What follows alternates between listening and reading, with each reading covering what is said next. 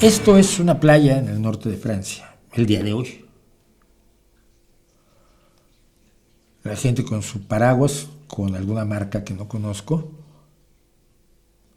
Algo del trópico, dice ahí. Será una bebida de esto, lógico, ¿no? Su pelota abajo a la izquierda. Tal del bikini, la del bikini. El que está junto a él, pues no sé si está de monokini, está haciendo topless o es un señor delgadito, qué sé yo. Está el de la toalla. Hay uno nadando. Otros que salieron de nadar, hay dos que están ahí conversando.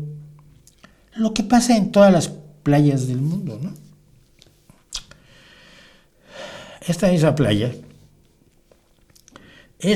playa, hace 80 años, esta misma playa,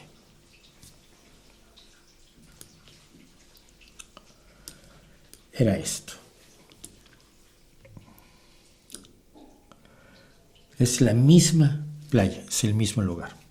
Hace 80 años se produjo el desembarco en Normandía y es un tema que me ha apasionado toda la vida y del que me gustaría hablar, pero hay que dar mucho contexto para que se entienda. Hoy hablaba yo con mi hijo y le decía, es que, ¿cómo te hago entender? Él sí lo entiende, pero ¿cómo te explico que lo que pasó hace 80 años permite que tú vivas en paz hoy?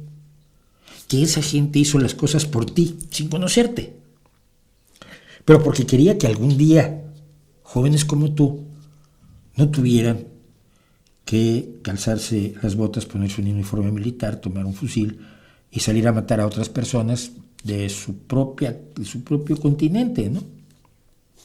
Franceses contra alemanes, contra británicos, contra italianos, contra españoles, contra belgas, contra holandeses. Lo hicieron por ti, y lo hicieron por nosotros, lo hicieron por mí. Pero hay que entrar en contexto. ¿Qué ocurrió en 1939? Bueno, en septiembre de 1939, ¿qué ocurrió antes? Alemania había perdido la Primera Guerra Mundial y los vencedores le impusieron unas condiciones brutales para la rendición, condiciones que se concretaron en el Tratado de Versalles y que muchas personas desde ese mismo instante dijeron, esto es una exageración, es un castigo excesivo a toda Alemania por lo que hizo el Kaiser.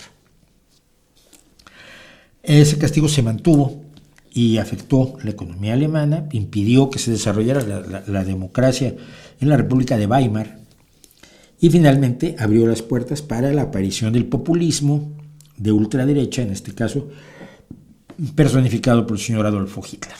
Y siento decirle señor porque no lo es. Si alguien no lo es él. Bien. Sin embargo, Europa decidió que sí, efectivamente se habían pasado con el Tratado de Versalles y no quería más líos. Entonces Alemania empezó a rearmarse. Lo tenía prohibido por el Tratado de Versalles, pero empezó a rearmarse y Europa la dejó. Dejó que Hitler rearmara Alemania. Cuando Hitler exigió unificar a Alemania con Austria, Europa miró para otro lado y Austria fue anexionada a Alemania. Cuando Hitler, y si esto les recuerda lo que está haciendo Putin en Georgia, en Moldavia y en Ucrania, si se los recuerda es por algo, cuando Hitler decidió que había muchos alemanes en los Sudetes, una zona de lo que era Checoslovaquia, y por lo tanto esa zona le debería pertenecer a Alemania, Europa dejó que se apoderara de los Sudetes y que se siguiera rearmando. Y empezó a tratar de apaciguarla como hoy Podemos trata de apaciguar a Putin. Ya saben ustedes que Podemos pide el alto al fuego en Gaza y la salida de Israel de la Franja de Gaza, con lo que yo estoy totalmente de acuerdo, firme y enérgicamente de acuerdo. Pero no piden el alto al fuego por parte de Putin y la salida de las tropas de Putin de las zonas ocupadas en Ucrania, porque son hipócritas fundamentalmente. Pero bueno, es otra historia. El caso es que se trató de apaciguar a Hitler, como hoy Podemos tratar de apaciguar a Putin, lo cual aprovechó Hitler para seguirse armando. Y en septiembre de 1939, después de acordar partirse Europa con Stalin, ataca Polonia. En 6 meses ocupa toda Europa occidental. Dinamarca en abril de 1940, Noruega en abril de 1940, Bélgica en mayo de 1940, Holanda en mayo de 1940, Luxemburgo y Francia también en mayo de 1940, y ya luego Yugoslavia y Grecia en abril de 1941. Fue lo que se llamó la Blitzkrieg, porque fue una guerra relámpago que nadie se esperaba y en la cual Hitler arrasó Europa y se apoderó de Europa. Bueno, salvo de la parte de Polonia, que había acordado partir con Stalin, porque el mismo día que comenzó la invasión alemana a Polonia, Stalin invadió Polonia y se quedó con la parte que ya habían acordado que iban a partirse. El siguiente trabajo de Hitler era vencer al Reino Unido, para lo cual, como no podía atacarlo por tierra debido a esta cuestión del Canal de la Mancha que separa a Europa de las Islas Británicas, intentó doblegarla por la vía aérea. Fue la batalla de Inglaterra, que es la batalla aérea más brutal que existió a lo largo de la historia, y donde Inglaterra fue claramente vencedora, y de allí que Winston Churchill dijera en alguna ocasión respecto de los pilotos británicos que nunca tantos le debieron tanto a tan pocos por la defensa que habían hecho contra las fuerzas alemanas. Y cuando Hitler se da cuenta de que no puede doblegar a Inglaterra lo suficiente para hacer una invasión por mar que tenga alguna esperanza de éxito, decide invadir a la Unión Soviética, es decir, traicionar a su aliado. Y ahí los aliados, fundamentalmente el Reino Unido, Estados Unidos y los países del entorno británico, Nueva Zelanda, Australia y Canadá fundamentalmente, pero no solamente, más el Ejército Libre de Francia, más las resistencias que en toda Europa se oponían a los nazis, decidieron que no podían dejar caer a Stalin, pese a que Stalin había sido el aliado fundamental de Hitler. Y entonces pues, se apoyó a la Unión Soviética con un programa que se llamó Lend-Lease. Se apoyó a la Unión Soviética con tanques, con jeeps, con comida, hay una fábrica de llantas, de neumáticas completo, que se desarmó en Estados Unidos y se puso en la Unión Soviética. Y la gente en la Unión Soviética luchó heroicamente en contra de la invasión nazi. Bien. Y mientras tanto se desarrolla la guerra en otros teatros, como el Teatro del Norte de África, de donde finalmente se consigue la invasión a Italia, la caída de Mussolini y la invasión del sur de Italia, pero el norte de Italia rápidamente lo invade Hitler. El avance del ejército soviético por el frente oriental, o sea, por el lado de los países que hoy son, que llamamos la Europa Oriental, exige la creación de un segundo frente, y ese segundo frente es lo que provoca, es el que se abre hoy hace 80 años con el desembarco de Normandía. Primero que nada, para poder hacer la operación naval más grande de la historia de la humanidad, y además que es irrepetible por las condiciones tecnológicas, porque ahora hay radares y espías por satélite y espías cibernéticos y demás, es imposible armar una fuerza invasora como la que se armó en varios lugares de la costa inglesa. Lo primero era convencer a los alemanes de que iban a atacar por el estrecho de Calais, por el paso más corto entre el Reino Unido, la isla de Inglaterra, y la isla de la Gran Bretaña y la Bretaña francesa. Entonces hay toda una operación de inteligencia para convencer a los alemanes de que la invasión va a ser por allí. Un mago al que contrató el ejército británico puso tanques inflables y barcos inflables en la zona de Calais, que está frente a Calais, para hacer creer que allí se estaba reuniendo el ejército, mientras que el ejército se reunía al oriente en otros distintos puntos, que se reunieron todos el 6 de junio. Esta fue la operación Fortaleza, convencerlos de que por allá vienen, los esperábamos en Calais, y evidentemente Alemania reforzó sus defensas en la zona de Calais. La resistencia, decía yo, fue un elemento fundamental, es el otro ejército del que muchos no hablan.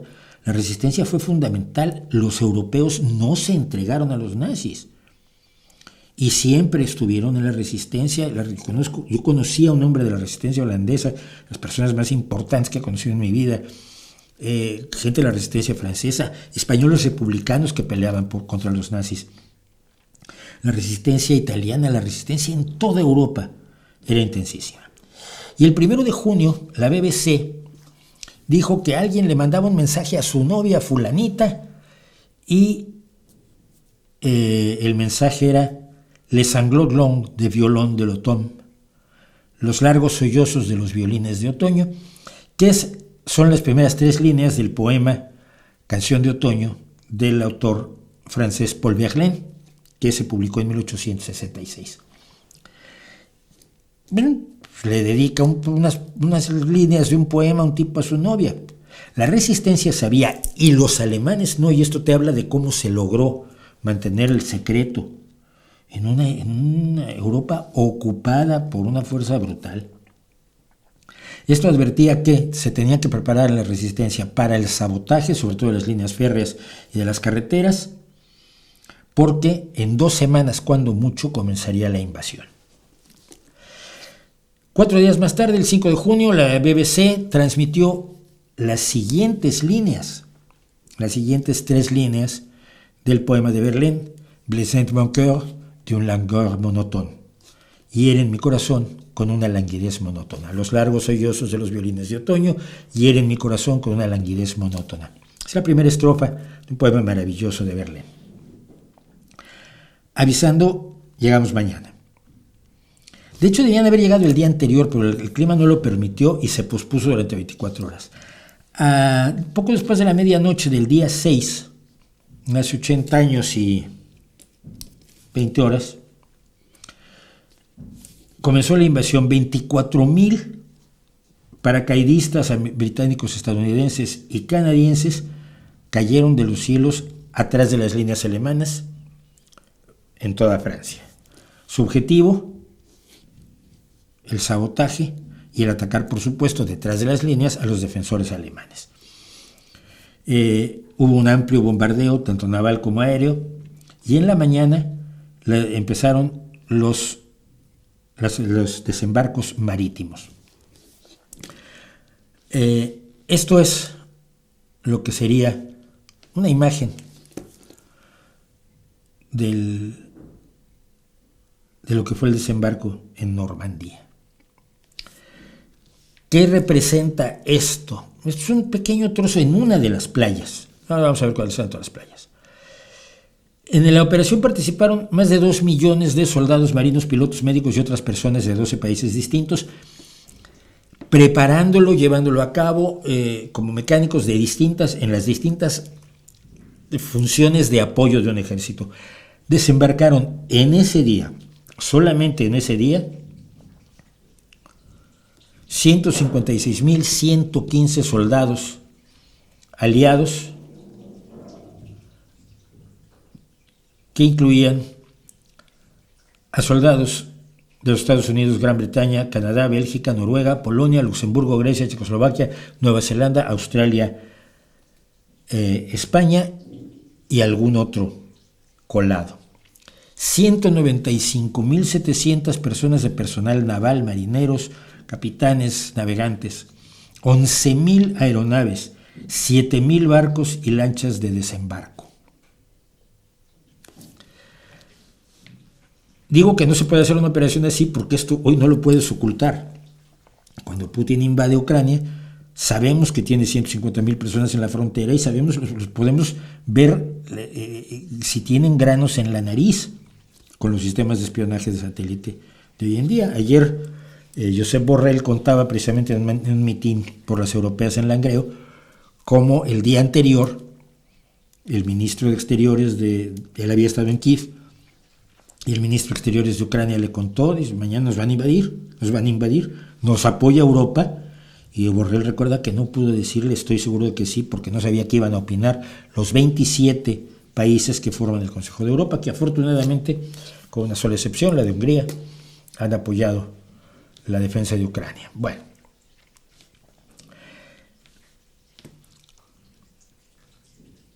estas son las 5 playas que fueron objeto del desembarco en Normandía. La playa Utah y Omaha fueron tomadas por personal por los Estados Unidos. Las playas Gold, Juno y Sword fueron tomadas por soldados británicos y de la Comunidad Británica de Naciones, donde incluye a Nueva Zelanda, Canadá, Australia, etc. Y aquí empezamos los problemas. Ustedes dirán, bueno, pero es que Estados Unidos nos ha contado que solo ellos ganaron. No, mira, es que no contaron eso. Es que ellos hacen películas de sus soldados. ¿Qué querías que las hicieran? ¿Qué quieres que cuando una película mexicana cuenta la invasión de Pancho Villa a Estados Unidos, te cuente lo guapos que eran los soldados estadounidenses y lo que sufrió la gente con la invasión de Pancho Villa? No. Cada país tiene su punto de vista. Estados Unidos te cuenta lo que pasó en las playas Utah y Omaha. El Reino Unido te cuenta lo que pasó en las otras 3 playas. Y la Unión Soviética te cuenta que ellos ganaron solitos la guerra, que tampoco es cierto.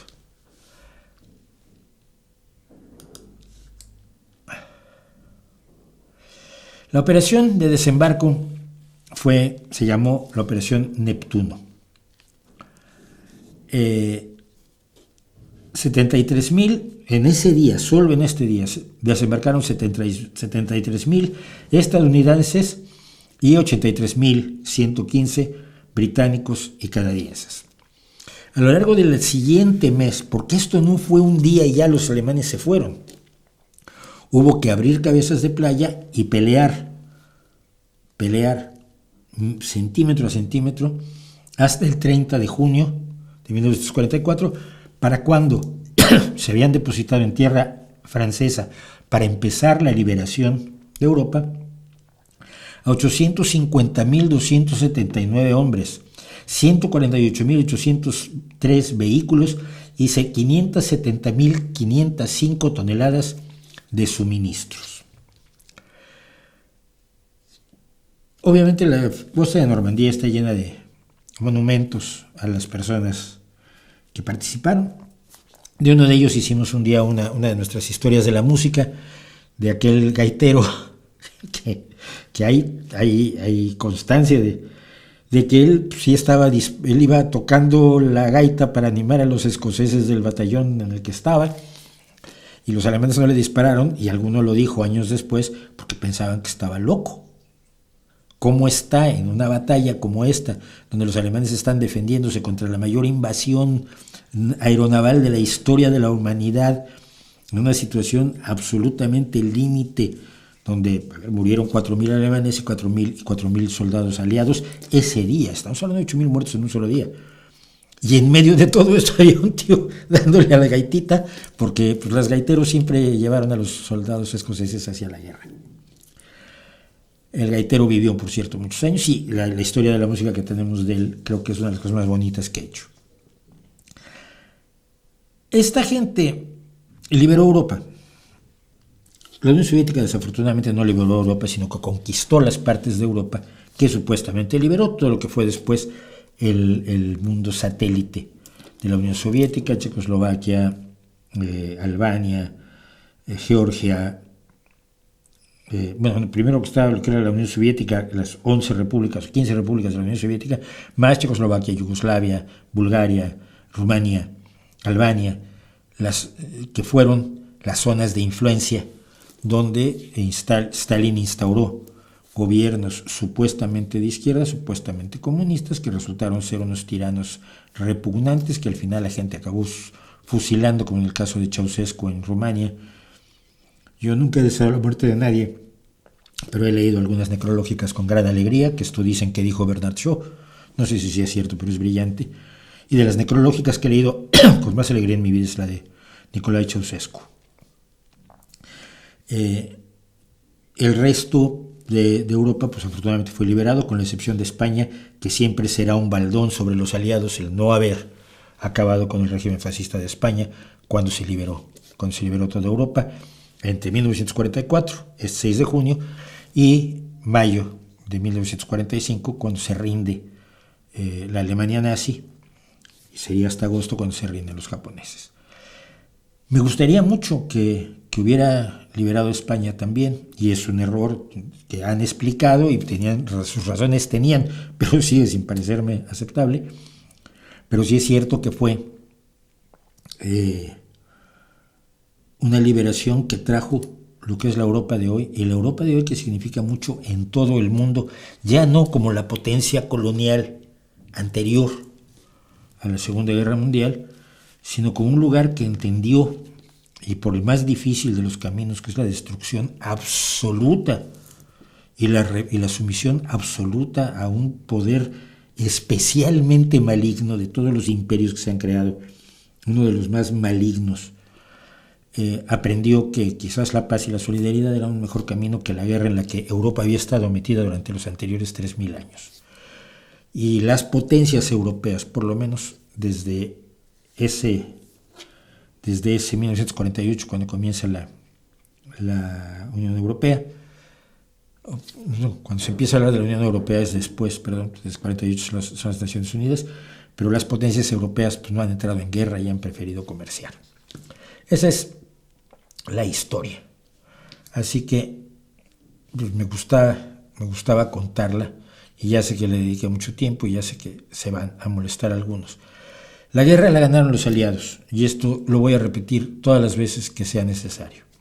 La Segunda Guerra Mundial no hubiera sido ganada ni por los Estados Unidos, ni por el Reino Unido, ni por la enorme resistencia al interior de Europa, ni por la Unión Soviética. Fue necesario que todos trabajaran conjuntamente. Y siempre está la pregunta, ¿por qué es la Unión Soviética la que ocupa Berlín? Y con esto voy a terminar. Cuando en Yalta se reparten las zonas de influencia de Alemania, Churchill, Roosevelt y Stalin, y De Gaulle, por supuesto, que representaba a la Francia libre, deciden dividir a Alemania en 4 zonas de influencia para la ocupación militar después de la guerra. Y Berlín quedaba en la zona de influencia soviética. Cuando llega el río Elba, las fuerzas de Eisenhower decide no cruzar el río Elba, primero porque dice que ya que Berlín de todos modos está en la zona de influencia, en la zona de ocupación rusa que habían acordado los 4 mandatarios en Yalta, pues que fuera la Unión Soviética la que ocupara Berlín, porque Berlín no tenía ya ninguna significación ni militar ni política. Militarmente no tenía ninguna significación, pero políticamente sí, porque hasta hoy la Unión Soviética, Rusia lo usa como la idea de que solo los rusos o los soviéticos ganaron la guerra y tomaron Berlín. Y la otra razón por la que no se tomó la decisión de cruzar el río Elba por parte de los aliados estadounidenses y británicos fue para no acabar peleando, tener algún incidente con los soldados soviéticos, que se sabía que eran brutales y que además venían vengándose del asesinato de 20 millones de soviéticos, con lo cual nadie sale contento a pasear al perro. Y para evitar un conflicto internacional entre los propios aliados, se determinó como una razón adicional el no entrar a Berlín, el no pasar del río Elba para los aliados. Esto no significa que los aliados solos hayan ganado la guerra, ni Estados Unidos ganó la guerra solo, ni la Unión Soviética ganó la guerra solo. Punto final.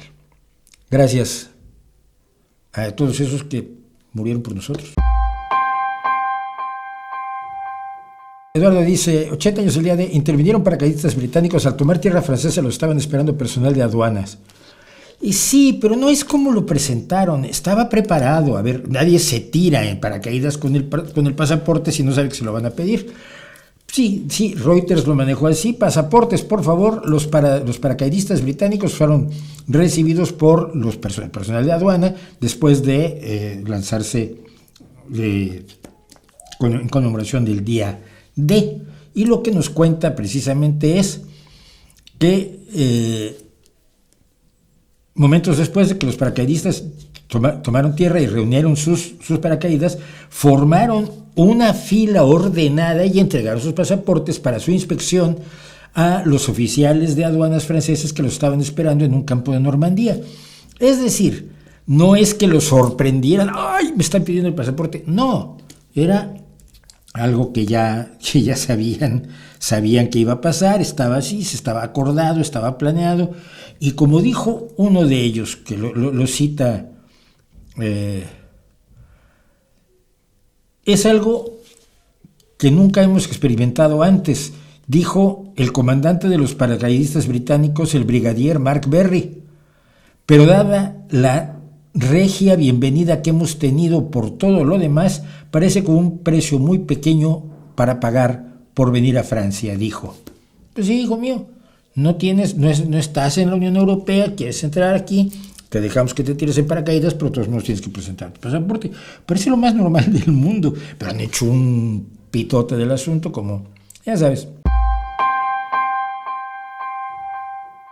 Cuando Trump fue presidente no quiso visitar el cementerio de estudiantes en Normandía porque según él eran los losers and suckers, sí, y además porque el viento lo iba a despeinar. En serio, fueron los motivos, pero sí dijo que eran perdedores. Él siempre ha dicho que le gustan los ganadores, entonces cuando al último republicano decente que yo recuerdo, que era John McCain, el que fue su oponente en las primarias de 2016, le dijo, John McCain, uno de los valores que tenía es que había sido varios años prisionero de guerra, torturado brutalmente en Vietnam, y fue uno de los que mandó mensajes en código Morse con el parpadeo diciendo cuál era la realidad, porque los obligaban a hacer películas en aquel entonces donde decían que los trataban maravillosamente bien y que sus oponentes eran deliciosos, cuando en realidad no. Entonces John McCain fue oponente de Trump y Trump le dijo en un momento dado que era un perdedor, que a él le gustaban los soldados que no se dejaban aprehender. Hay que ser muy bajo para eso, pero no olvide usted que populistas como Trump, populistas como Abascal, populistas como Iglesias, populistas como López Obrador, no tienen fondo. Parece que tocan fondo y luego siempre cavan, se ponen a cavar.